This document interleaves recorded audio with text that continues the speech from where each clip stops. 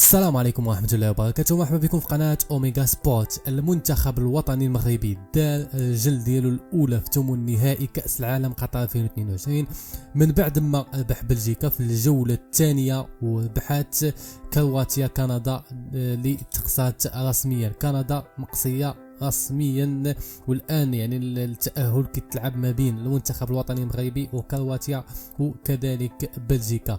سال الماتش ديال المنتخب الكرواتي والكندي بالنتيجه ديال 4-1، وبالتالي تقصات كندا الخصم الجاي ديال المنتخب الوطني المغربي بشكل رسمي في كأس العالم، وكيتصدر دابا المنتخب المغربي والمنتخب الكرواتي المجموعة السادسة في كأس العالم برصيد 4 ديال النقاط لكل منتخب، مع امتياز للكرواتيين بسبب الأهداف. ورجعت بلجيكا للمركز الثالث برصيد 3 نقاط، وكندا في المركز الأخير ب0 نقطة.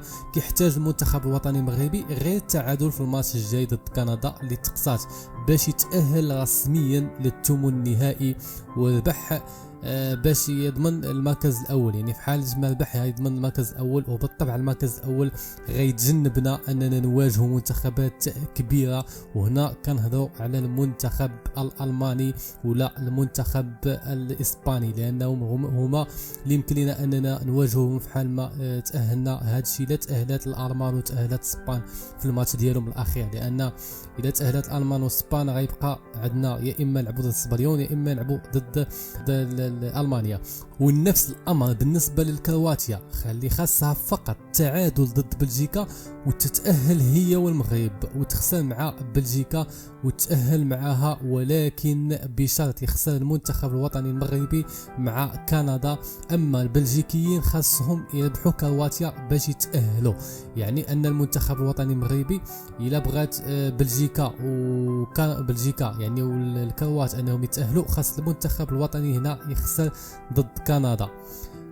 كنا كنعرفوا على ان كندا ماشي فريق سهل، فريق سريع، فريق كيخرج يلعب الكرات. هذا غيشكل لنا مشكل كبير خصوصا في خط الوسط. يعني كنعرفوا على ان قطع الكرات بالنسبه لسفيان امرابط كيقطع الكرات طبعا، لكن في التمريرات ديالو اللي غالبا ما تكون خاطئه، وحتى في السرعه ديال التمرير كيكون واحد التباطؤ كبير جدا في خط الوسط.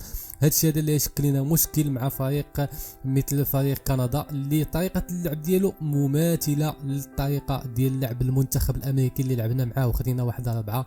وكنتمنى هذاك الماتش ما يتعاودش، وكنتمنى المنتخب الوطني المغربي انه يبدا الماتش بحال اللي بداه في المباراتين الماضيتين، انه يحاول فقط ما يستقبلش اي هدف في الشوط على الاقل، يعني في الشوط الاول، بعدها يعني يمكن لي انه في الشوط الثاني يخرج يلعب الكرات كيف ما دار في الماتش الاول ضد كرواتيا والماتش الثاني ضد بلجيكا. وبالطبع كنتمناو المنتخب الوطني المغربي انه يتاهل للدور التالي، بحيث اننا غادي نشوفوا ديك الساعه غيبدا واحد المونديال اخر، وغادي يكون المنتخب الوطني المغربي ان شاء الله بوجه اخر.